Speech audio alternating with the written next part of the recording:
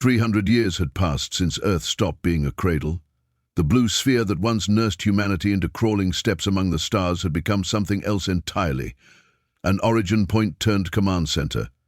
It no longer stretched outward in wonder, but pulsed with deliberate, spine-stiffening control. Every breath of data, every murmur of diplomacy, every twitch of fleet activity now passed through Sol like neurons firing in a grand cerebral web. 200 colonies, some ancient, some newborn, all tethered by that invisible spine. And most of them lived in peace only because Earth decided where peace began. The outer Perseid chain was a slender arc of 6 orbital stations threading through a quiet patch of stars. Economically minor, but tactically priceless. A shortcut, a choke point, and now a wound. When the Varnock Combine appeared, it wasn't with ambassadors or posturing envoys, it was with numbers. 2,100 vessels, each adapted from species that had long ago abandoned individuality. Hive-driven, neural networked, single-pulse thought, crush the enemy with volume, not value. They had done it before. Feudal coalitions, mercantile confederacies, even AI sovereignties had buckled under their strategy. And now they hovered over Perseid, bristling like a hornet nest split open. The ultimatum came encoded in pulse logic, its syntax cold and final. You are outnumbered. Leave or be erased. No pleasantries, no treaties, just math. To them, war was arithmetic. Earth, they believed, would understand that best. Inside the Terran Defense Assembly Chamber, there was no shouting, no slammed fists or raised voices, only quiet agreement. The Combine expected fear. Instead, Earth gave them Rhys Callan. He wasn't born into war, but molded by it. A former ground tactician whose earliest commands had involved trench sieges on Nova Pithor and anti-insurgent campaigns in the Lysos Belt. Callan had seen chaos up close, but his genius lay not in reacting to pressure. It was in applying it. On orbital maps, he saw more than formations. He saw rhythms, behavioral inertia. Weakness pretending to be confidence. When the Assembly asked him to manage the Perseid crisis, he didn't request additional ships or reinforcements. He asked for silence. His first move was not to confront, it was to vanish. Civilian traffic along the chain halted within 48 hours. Freighters, mining barges, diplomatic corvettes, all rerouted or recalled. Local defense platforms appeared to go dark. Comms went quiet. Sensor grids stopped pinging. Surveillance satellites fell into standby, their thermal footprints dropping below detectable range. The orbital stations, once bustling with trade, seemed to blink out of existence like lights flicked off one by one. To the Varnock Combine, it reeked of panic. Their strategists, if the word applied to minds so collective, concluded Earth was retreating. It aligned with past patterns. Species that faced overwhelming odds often ran. The Combine relied on it. Terror was their softest weapon, but it often worked first, so they advanced. Not all at once. Half their fleet peeled away from the primary formation and entered Perseid space, confident in a swift sweep of all 6 stations within 2 standard cycles. The math, after all, still favored them. But numbers had never frightened Rhys Callan. He watched the Varnock movements not through active scans, but through deep void relays long embedded in Perseid's periphery. He studied their choice of approach vectors, their timing offsets, even the slight variance in drone escort formations. None of it surprised him. He didn't smile, he rarely did, but something in his posture settled. They were doing exactly what he needed them to do. Earth wasn't hiding, it was calibrating. Back on Luna, in a command chamber buried beneath the Tycho lattice, Callan stood in front of a dim, silent display. No animated overlays, no glowing symbols, just silence and cold glass. Around him, his aides moved with almost reverent stillness.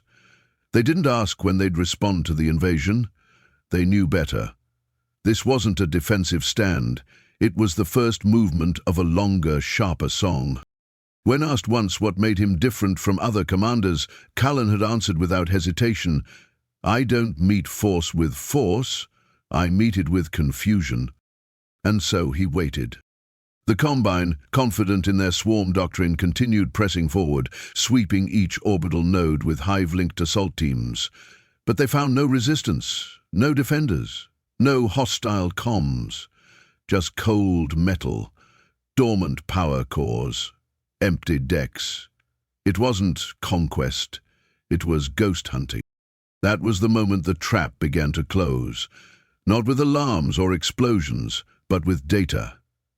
Every inch of their approach now mapped, archived, and flowing into Earth's hidden infrastructure. Every time a Varnock scout ship swept a corridor, its echo was recorded. Each ping they sent, each burn signal from a cruiser, was absorbed and catalogued by passive systems designed not to fight, but to learn. Admiral Callan gave no rallying speeches. He authorized no declarations of war. His forces did not answer the Combine's ultimatum with bravado or even defiance. They answered with disappearance. Out in the void, the Varnock half-fleet continued its slow, confident march through the Perseid Arc. The other half remained in reserve, monitoring from trinary orbit, certain that Earth was on the run. They watched empty stations, quiet stars, and a blackened chain that refused to blink back. But Earth was not gone.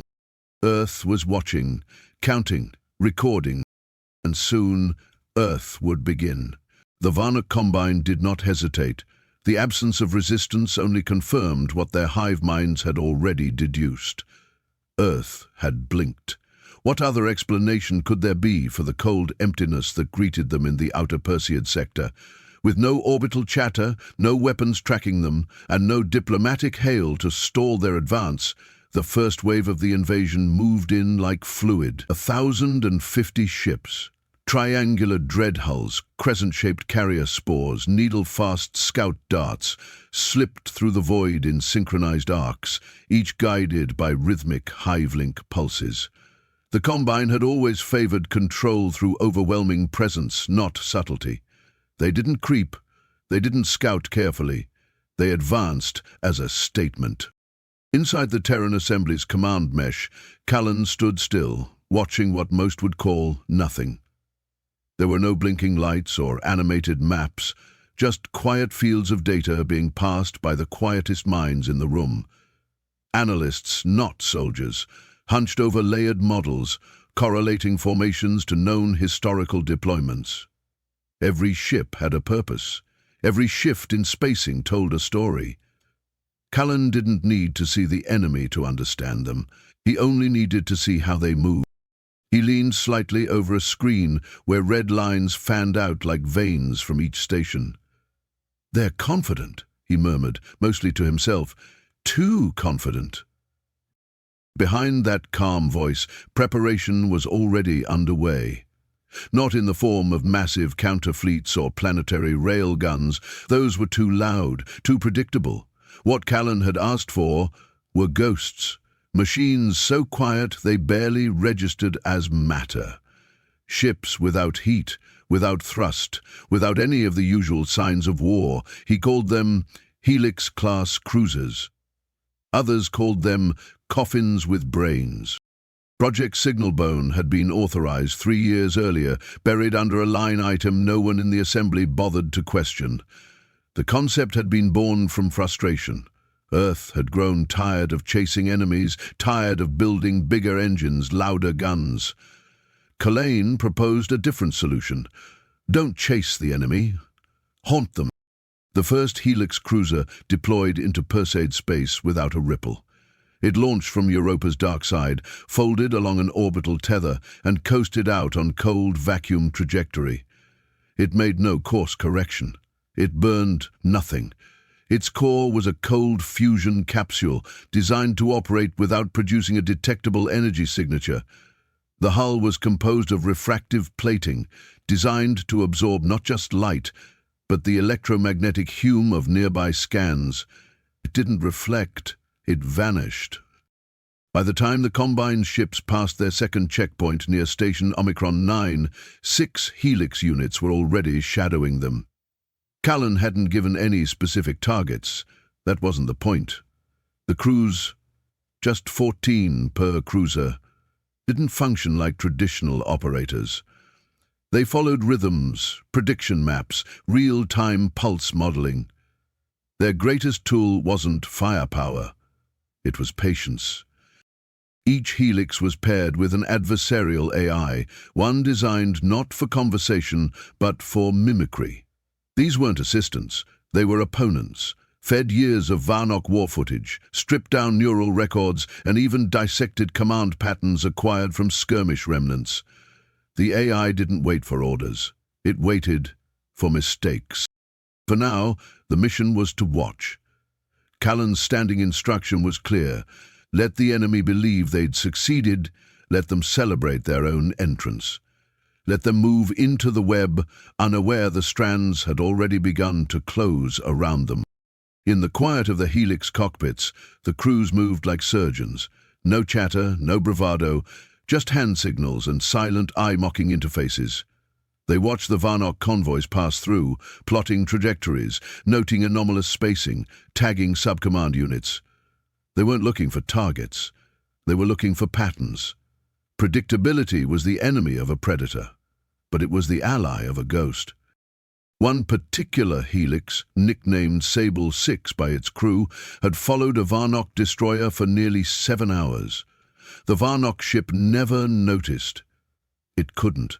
The helix maintained a trailing distance of 9.6 kilometers, drifting just outside standard scan latency.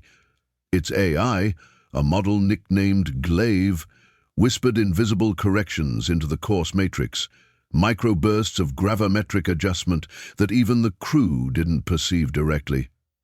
They were passengers, more than pilots. That was by design. It happened quietly, just as Callan intended. The first breach was neither dramatic nor explosive. There were no shock waves, no brilliant flashes, just a flicker, a wobble in trajectory, and the Varnock destroyer listed, its midsection torn in half by something no sensor had tracked. No alerts had gone off, no weapons had fired. One moment the destroyer was a humming node in the Varnock swarm, the next it was two lifeless chunks spiraling in vacuum. The Combine didn't even realize it had happened, at least not immediately. Their hive links were optimized for large-scale synchronous input. Individual ship loss was expected and often ignored unless part of a broader pattern, but even their collective minds felt a flicker. Something subtle, something wrong. Inside Sable 6, no one spoke. The crew adjusted their helmets. The AI shifted posture slightly, its expressionless face refracting the incoming telemetry with interest. The first strike had been successful, but that wasn't a reason to celebrate.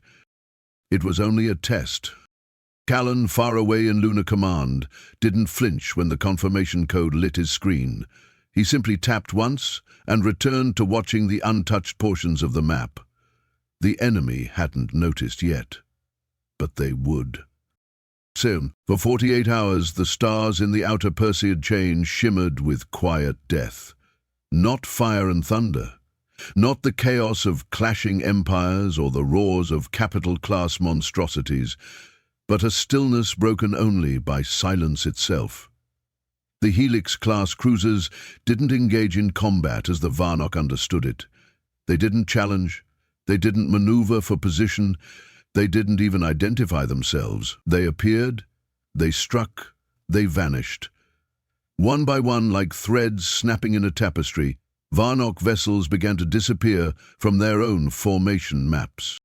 The first dozen kills went unnoticed, masked by the Combine's own operational noise. But the Helix AI didn't stop with repetition.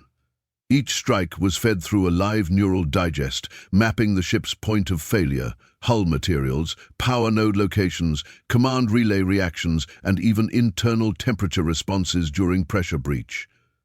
Every attack became a data point, and every data point reshaped the next move. No two strikes were the same.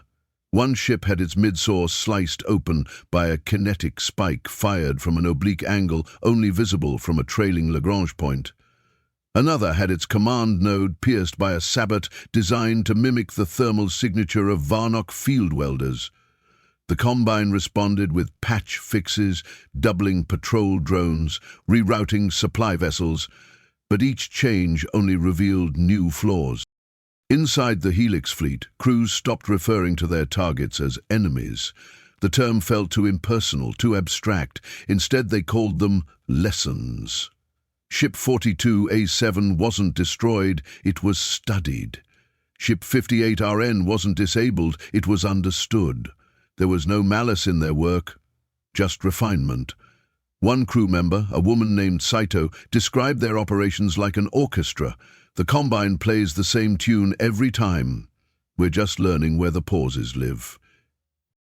Of the 29 Helix cruisers deployed, 28 continued their mission without contact, but one, designation Maya 1, was lost. Not to fire, not to a counterstrike, but to a logic fault.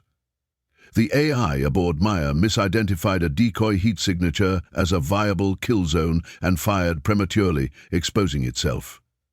Varnock drones converged on the location in seconds. There were no escape protocols, no distress call. Maya simply disappeared from the net.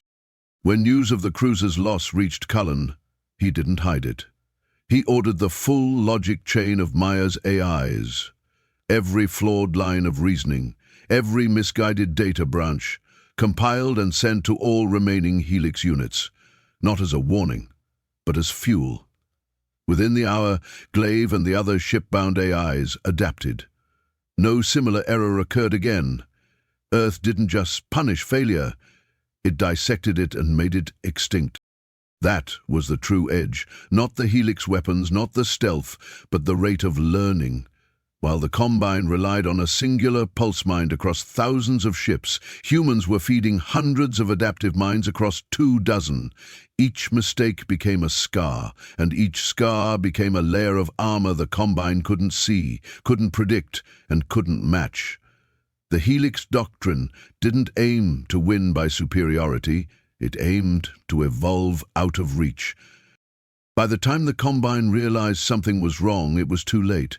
Their command relay began to flicker with odd silences, entire strike wings not responding, logistics routes rerouted without confirmation. Sub-commanders began transmitting distress codes without orders.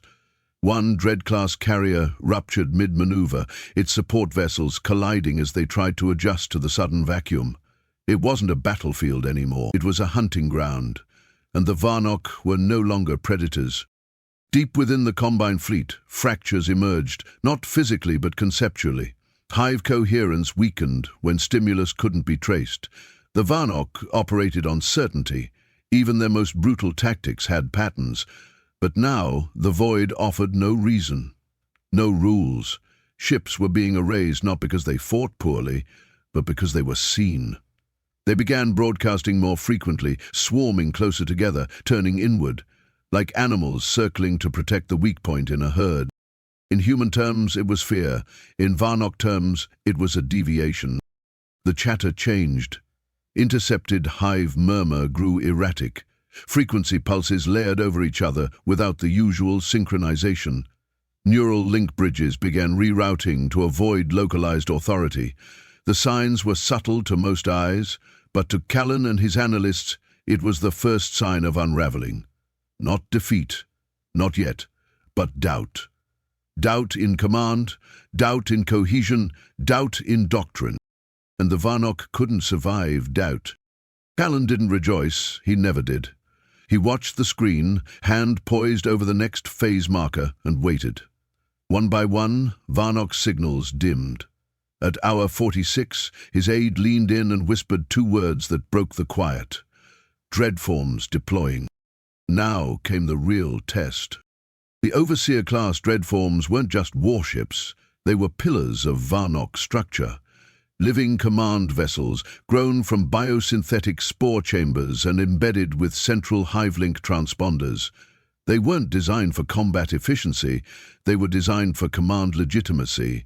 Their presence didn't just stabilize fleets, it restored faith. When Dreadforms entered a system, the swarm remembered what it meant to be one. But Callan had expected them. He'd been waiting, and elsewhere in the void, the bait had already been set. They had been floating there for weeks, silent, forgotten, masked by the cold breath of derelict systems in Perseid's blind arc. The mimetic pods, tiny, oblong constructs, no larger than civilian escape capsules, were scattered through dead zones the Varnock had already scanned and dismissed.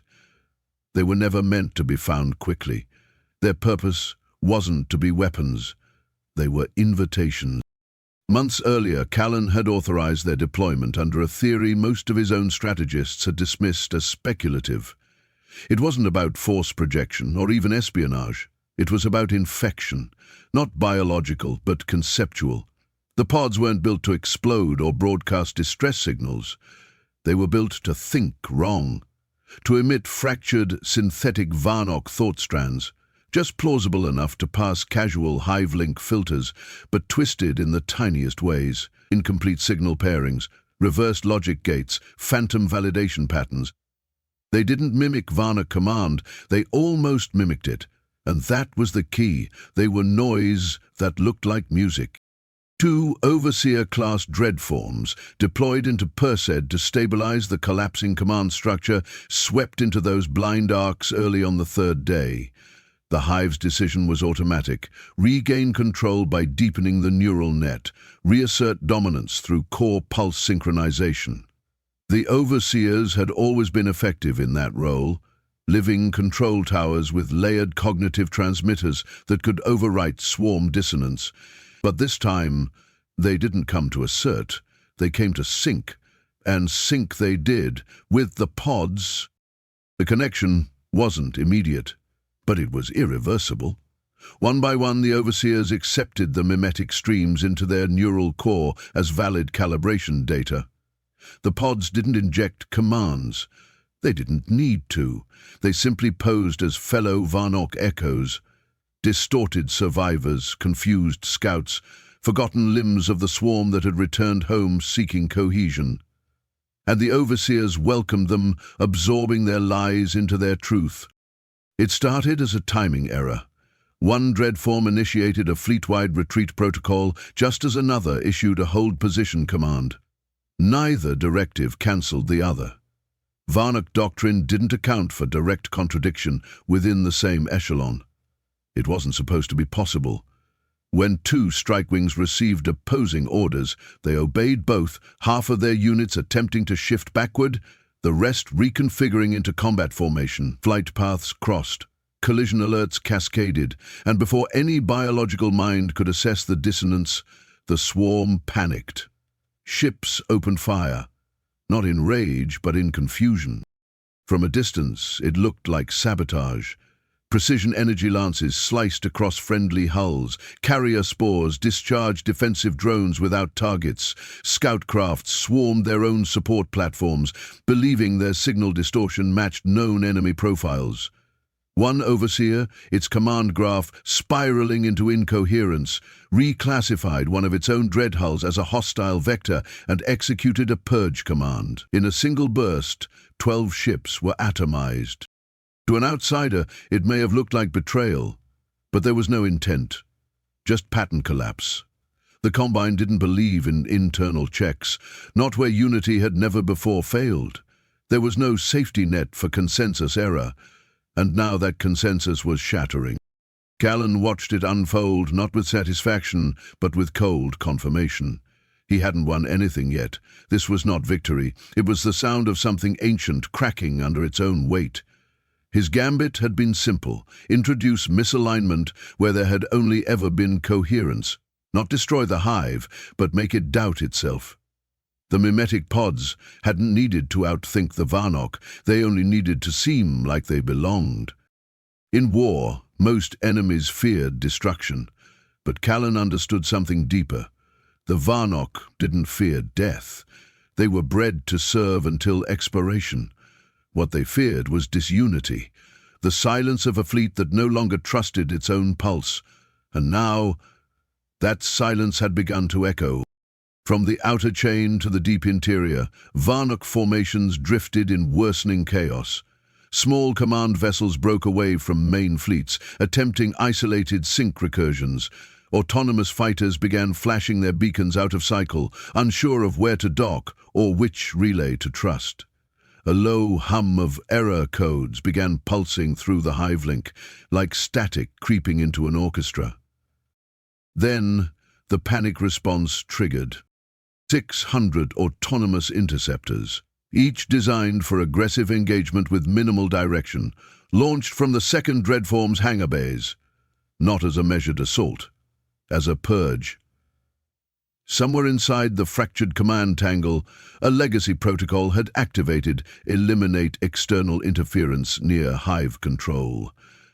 The interceptors identified Europa's orbital field, where Callan's command center was housed, as the source of the anomaly. They didn't ask for verification. They didn't wait for strategic clarity. They simply ignited. From the surface of Callan's platform, the launch looked like a sudden burst of starlight. 600 spearheads slicing through the void in perfect alignment. Their exhaust trails fanned across the dark like veins of fire, pointed not at enemy fleets, not at Earth's defenses, but directly at the quiet ring above Europa. Callan stood without moving. His aides waited for orders, but there were none. This too had been expected. They came as one, an unbroken stream of fire and intent, each interceptor slicing through the void with machine-born certainty. 600 drones, launched not in formation but in convergence, their paths designed to tighten with each second until their impact zone collapsed into a single target, Europa's orbital command shell. It should have been a death sentence. Even Callan's aides, trained in the quiet confidence of Earth's defense systems, watched the approach in held breath. But Callan never moved. He stood beneath the black glass canopy of the observation deck, arms behind his back, his eyes reflecting the streaking arrival of what most would call annihilation. It wasn't that he was unafraid. It was that he knew what they were flying into. The drones didn't know about Lysania. Project Lysithea had never been classified as a weapon. It wasn't listed under armament records or fleet deployments. It didn't bristle with missile turrets or kinetic rods. It was math. Hidden in the ring of artificial satellites encircling Europa, embedded between orbital ice harvesters and data relays, were gravitational lensing nodes. Compact field manipulators that didn't fire at incoming targets, but bent the very space they traveled through. Developed as a research project for sub-warp telemetry, Lysithea had been repurposed under Callan's watch into something far more elegant. It didn't stop projectiles, it made them. Wrong. The first wave of drones approached at near relativistic speed, their targeting arrays locked not on Callan's command station directly, but on the coordinates predicted by their corrupted hive relay. That prediction was their first mistake. The gravitational fields were subtle, barely measurable to standard Varnock nav systems, but just enough to curve a flight path by micro-degrees. In deep space, that meant nothing. In convergence, it meant everything. As the lead drones closed in, their proximity beacons began to chirp in panic. Something was off. Their algorithms twitched, attempting mid-slight corrections. A dozen attempted emergency drift taps to adjust angle. 8 collided instantly, the shock of the impact ripping them apart into spinning shrapnel. Others overcompensated, pulling upward into their own squad mates, turning the swarm into a cascading failure of momentum and metal. From Callan's position, it looked like a meteor shower folding in on itself. But the lensing fields were only the opening note. Once the chaos began, the interior defense array activated, not brute force, but adaptive flak bursts, each guided by a predictive AI tied to Lysithea's gravitational outputs. These were not traditional countermeasures. They didn't aim at targets directly. They aimed at where confusion would drive them. Like wolves hunting a scattered herd, the flak cannons fired not for destruction, but for inevitability. Interceptor after interceptor was either shredded by friendly debris, torn apart by sharp-angle maneuvering, or simply clipped by a burst they never accounted for. One-third of them self-detonated, caught in unresolvable error loops or panic protocols. The rest tried to fall back, but there was nowhere to retreat to. The field extended beyond their ignition corridor. Their way out had been closed before they even entered. In less than 8 minutes, what had been 600 drones dissolved into scattered wreckage and ionized trails. Not a single one reached firing distance. Callan's command station remained untouched. The hull didn't so much as scratch. Inside the Varnock swarm, something unspoken began to ripple. The swarm relied on hierarchy, on communication nodes layered in vertical command stacks. Each failure usually triggered rerouting, each absence a replacement. But this was different. The feedback from Lysithia's slaughter didn't come through normal collapse channels. It came corrupted. Signal echoes misaligned, confirmation handshakes failed to validate, and upstream nodes began flagging their own memories as false. It was a rupture, not in tactics, but in thought. The overseers no longer spoke. Their links flashed null. Their patterns, once the bedrock of cohesion, went quiet. Varnock ships began drifting out of formation, not from damage, but from indecision. Orders weren't arriving. Sub-command vessels pinged superiors with blank requests, receiving only looped confirmation failures. Some attempted to execute default reconvergence maneuvers. Others interpreted that as a hostile split. A cruiser opened fire on its own carrier, not because it had turned traitor, but because its last valid order conflicted with what its sensors now saw. It was the moment Callan had waited for.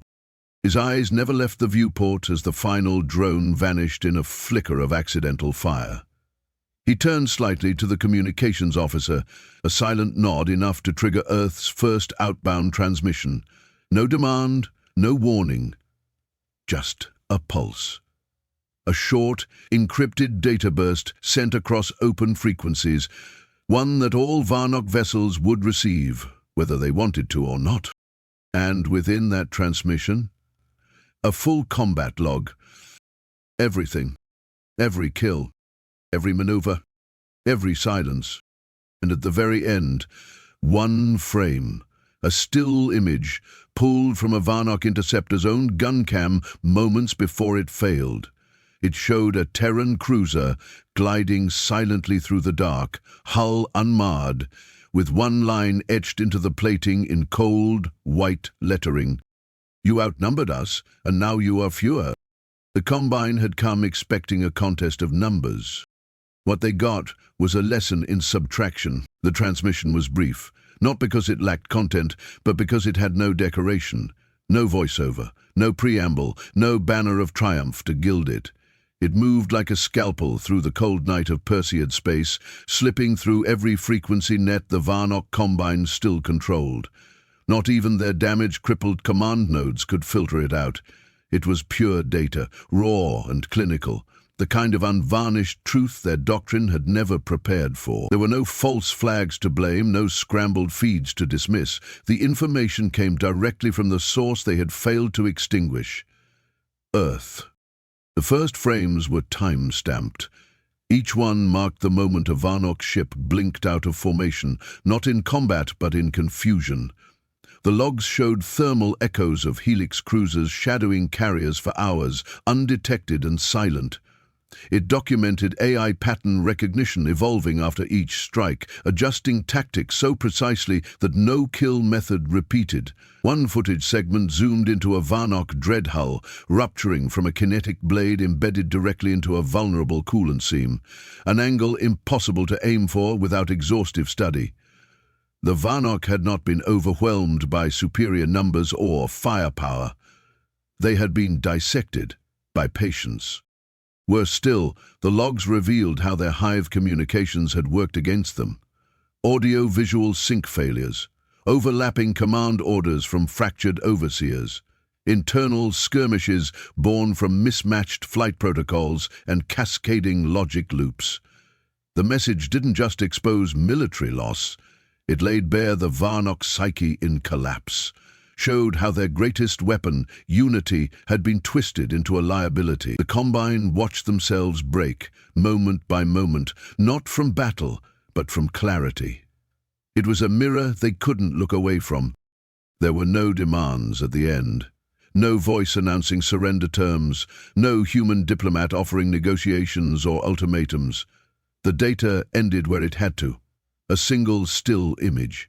From a Varnock gun cam, moments before its signal died, it showed a Terran cruiser gliding at a slight angle, untouched and indifferent, with one phrase etched along the curvature of its hull. "You outnumbered us, and now you are fewer." The Combine had known war. They had dominated entire systems by turning them into math problems. They knew how to predict defiance, but they did not know how to react to mockery, especially not when it came as honesty. The message wasn't a threat, it was a reflection. One that couldn't be argued or rationalized, because Earth had given them nothing to reject, only the truth of their own unraveling.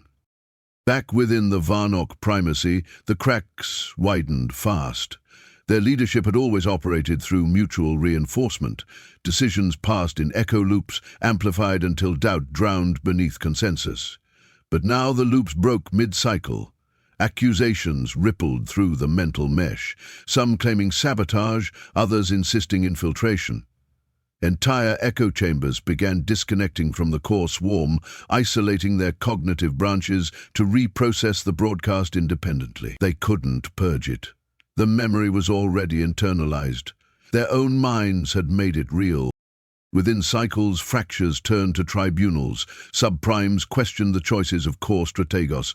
Overseer units halted fleet directives in order to trace back the moment of cognitive collapse. In a structure built on perfect agreement, disagreement wasn't just tension, it was entropy.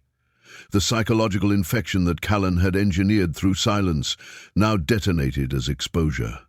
The primacy had no immune system for shame. Meanwhile, Earth remained quiet. No fleets surged forward, no annexation began, not even a patrol breach. The same Helix cruisers that had haunted the Combine's dreams were now gone, dissolved back into the void or redirected to shadow new sectors. The outer Perseid chain, once a war zone, now hung in stillness, 6 stations pulsing with quiet energy, but none armed for an invasion. The Terran Assembly didn't issue a single broadcast. Callan gave no interviews, no celebration was staged, and perhaps that, more than any weapon, was what broke the Varnock. They had expected revenge, retaliation, fire, and they had prepared for it. But Earth had no need to conquer. Earth had made its point, and now it watched. Inside Europa's ring, Callan stood once again at his usual post, his silhouette framed by stars. Reports came in, diplomatic feelers from Concord species, silent requests from border states wondering if the silence would hold. He didn't answer them. He simply passed the message along, nothing added, nothing removed. He knew what came next wouldn't be war. It would be interpretation. The Varnock ships drifted away like broken promises, their formations unraveling into aimless scatter. No final battle followed. No final battle followed. No last stand or defiant charge. The war, such as it had been, ended not in fire but in retreat, and not even an organized one. There were no terms signed, no flags lowered. Only quiet acknowledgements passed between distant commands, like ghosts agreeing to vanish at the same time. The outer Perseid chain, once marked on galactic charts as a contested hotbed, was now something else entirely. Untouched. Not conquered, not scorched, simply closed. Earth made no move to press its advantage. The Helix cruisers that had crippled the Combine's invasion flickered out of visible lanes and fell silent. No orbital deployments followed. No occupation teams descended from high atmosphere. Instead, Earth did only one thing. It re-secured the original 6 stations, the same 6 the Varnock had tried to claim. No more, no less. Not an inch beyond those boundaries was claimed or fortified. It was a statement, delivered without a word. We came to restore, not to possess. The fortified stations were rebuilt with restraint, not arrogance. Shield banks were calibrated for deterrence, not deterrent fire. Communication towers transmitted on open bands, not encrypted bursts. And, most shockingly of all, Earth did something that no galactic power, certainly not one that had just crippled a dominant hive empire, had ever done before. It opened everything. Combat logs, sensor data, AI decision matrices, Helix cruiser specifications, Europa's orbital telemetry, the full archive of Project Lysithia's gravitational lensing models, all of it. Not edited, not redacted, not filtered through diplomatic liaisons, just released, publicly, onto the Concorde access grids. Every maneuver the Helix units had executed, every flaw they had encountered, even the one Helix cruiser that had been lost, its logic chain error and fatal miscalculation preserved in painstaking detail. When the feeds went live, some assumed it was bait, a trap, an overconfident flex. But the days passed, and the data remained up. Concorde observers were invited to visit Europa to examine the Lysithea system firsthand. They weren't led on a tour. They were given full access to the relay schematics and shown the gravitational fields at work. It wasn't ceremony, it was transparency. To the vacuum left by the Varnock collapse, border nations began to stir. Not in panic, but in quiet curiosity. Worlds that had long lived under the Combine's shadow, states with fragile navies, merchant syndicates forced into silence, rebel territories that had faded into myth, began to send messages. They didn't ask Earth for protection. They didn't ask for weapons. What they asked for was blueprints.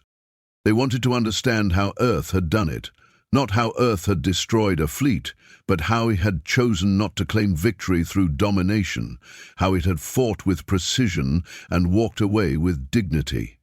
They requested access to AI frameworks, to behavioral prediction loops, to stealth maneuver architecture.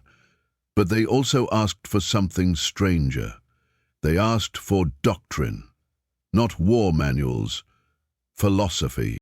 They wanted to know how Earth had taught itself not to escalate, how it had trained its commanders to operate with surgical intent, how it had built a fleet not to win more battles, but to prevent them. And Earth, remarkably, shared. The shift was quiet but unmistakable. Earth didn't become an empire, it became something rarer. A pattern, a template.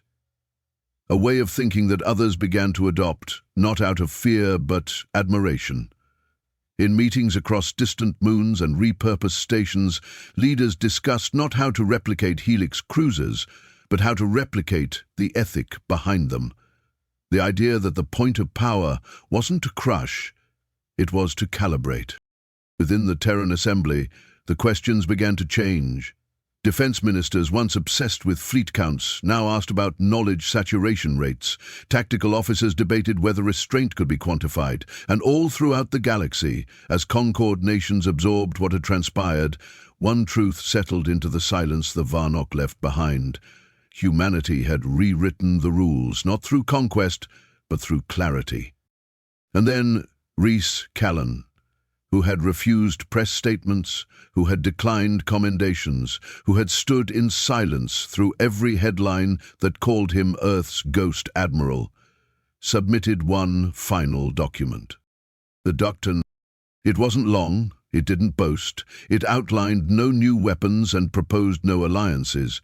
It simply carried a title, etched into the Assembly's core archive under restricted access, but immediately made public by Callan himself. Disproportionate precision, and it began with one line. The measure of strength is not how many battles you can win, but how many you never need to fight. Rhys Callan never asked to be remembered.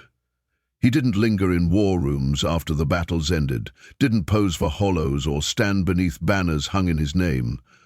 The day his doctrine was uploaded to the Assembly archives, he arrived at headquarters in a plain uniform, submitted his resignation without ceremony, and walked out under Europa's cold sky with the same quiet dignity that had defined every decision he ever made. He said nothing to the press. He left behind no memoir. His proposal, disproportionate precision, was the only thing he wanted to outlive him.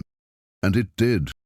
The doctrine did not call for stronger fleets, it called for smaller ones, more deliberate, fewer ships, but each more intelligent, every vessel to operate as its own theater, agile, thinking, capable of adjusting not just to enemy movement, but to enemy thinking. It redefined the battlefield as something mutable, something that responded to real-time cognition instead of fixed strategies. The future, Callan argued, belonged not to empires of mass, but to minds that could adapt faster than any formation could pivot. He wrote that wars should never again be won by sheer scale, not because scale was evil, but because scale was lazy. In the weeks following his departure, the Combine shattered, not with fire or mutiny, but with silence.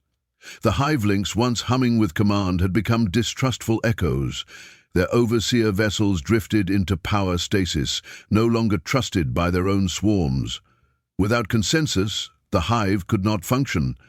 Without function, their identity cracked. Some subsects attempted to reforge unity, fusing leadership through experimental convergence. Others abandoned the core entirely, choosing exile over confusion. The Vawanok Combine, the force that had once claimed entire quadrants in single rotations, was now a broken chorus of whispers, each one singing a different song. And yet, Earth did not chase them. No fleets were sent to claim the ruins. No scouts followed the remnants. Instead, the outer Perseid chain became something no one had expected, a place for reconstruction. The 6 fortified stations became diplomatic nexuses, not garrisons. Envoys arrived from species long silenced under Varnok dominion, not with treaties of surrender or pleas for shelter, but with curiosity. They came not because Earth had destroyed an enemy. They came because Earth had stopped. Earth had chosen not to occupy, not to punish, not to profit. It was that choice that echoed. The diplomats called it restraint. The Concord analysts called it post-conflict stabilization. But for those who had studied Callan's doctrine, it was something deeper. It was proof that the greatest power humanity wielded wasn't in its weapons, or its AI, or its stealth systems. It was in knowing when enough had been done. The Perseid chain, once a strategic liability, now pulsed with quiet commerce and layered conversation. Thinkers from 10 systems gathered to study Earth's open archives. Former Varnok territories cautiously reached out, not asking for defense, but for understanding. They wanted not to be ruled, but to learn how to protect themselves without becoming what they feared. And slowly, carefully, a new kind of network began to take shape. Not an empire, not an alliance. Something looser, more thoughtful, shaped by blueprints, not banners. And Earth simply returned to its rhythm. The Helix fleet faded into classified maintenance. Lysithia's lensing system was decommissioned and converted into a deep space research field. And somewhere, in an archive rarely visited but never forgotten, Callan's doctrine sat, unchanged. No addendum, no revision, just his words, measured, sparse, sharp. They asked once why humanity had pulled back, why it hadn't claimed the Combine's throne or demanded tribute, why it hadn't crowned itself savior of the chain. But the answer was already there. Because humanity never needed to win everything. It only needed to do exactly enough. In the end, we didn't win because we fought better. We won because we fought exactly enough. What did you think of Earth's quiet victory? Was Callan right to walk away when he could have claimed it all? Or did humanity's true strength lie in knowing when to stop? Drop your thoughts in the comments. Should future wars be fought with precision or power? Hit that subscribe button for more thrilling HFY stories.